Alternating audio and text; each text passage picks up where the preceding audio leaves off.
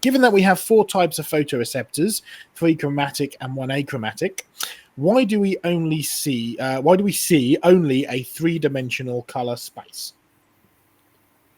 Well, we have 4 types of photoreceptors. 3 of them actually determine what colors you see, because they're tuned, as it were, to the different frequencies of light. So long, middle, and high, which roughly corresponds to sort of red, green, and blue in terms of what we perceive. And your brain has to put that information together and come up with a color. The other one determines or is sensitive to how the overall amount of light.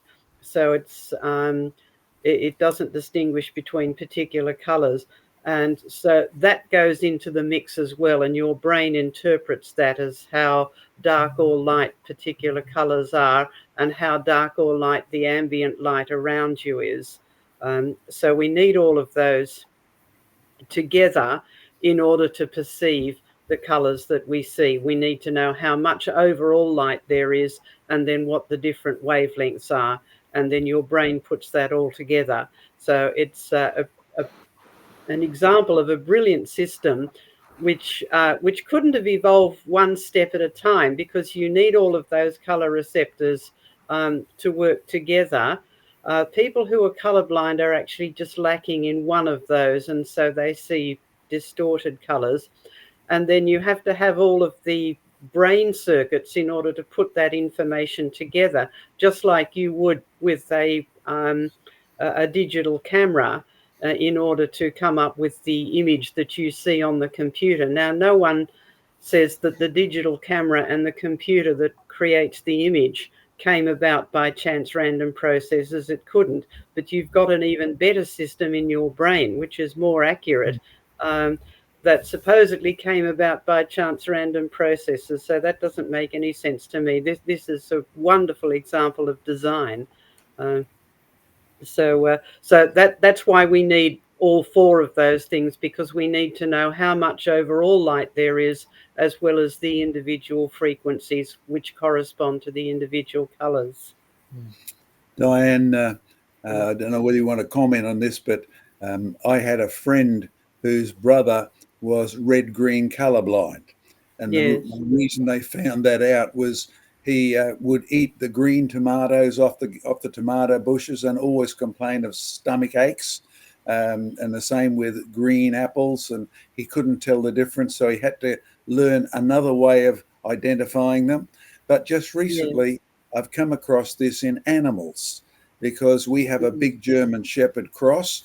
He's a lovely dog, or she's a lovely dog, good watchdog, keeps out Jehovah's Witnesses and tax collectors. So really, really good to play with, though, because we have a friend who works here several days a week to help the ministry out, but she loves the dog, and she bought a red toy for it. You know, one of these squeezy toys that squeaks, and the dog, in the backyard where we've got concrete paths and low grass, the dog would chase it wherever you threw it. Now, one day I took the red toy down the back and I threw it into the grass would have been about 6 inches, 10 centimeters or so and above tall, and the dog could not find it. And I thought, that's interesting. And then I took it back to the other place, threw it, and the dog found it where there was no competition. And then I took it back to a different spot where there was weeds, and I threw it again, and the dog couldn't find it. And I thought, wonder if the dog's red-green colorblind. So I did a bit of checking on the vet sites, and it turns out that all dogs are red-green colorblind, regardless of what else you think about the color. They cannot find red objects in a green background easily, except by smell.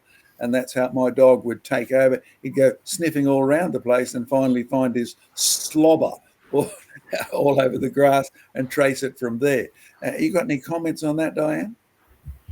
Yes, dogs are lacking in the chromatic, the receptors for the different different light frequencies. Yes, quite a lot of mammals are actually. It is quite common with people. I was working with a fellow scientist in the Nevada test site. We were working on recharge in the nuclear bomb craters. And we were driving out to our site and I was talking about, well, we've had a runoff event since the last time we were out here. He was like, how do you know that? And I was like, how do you not know that? All the bushes have greened up. Well, he couldn't see that. They looked just the same to him. That's when I found that he was green colorblind. Yeah.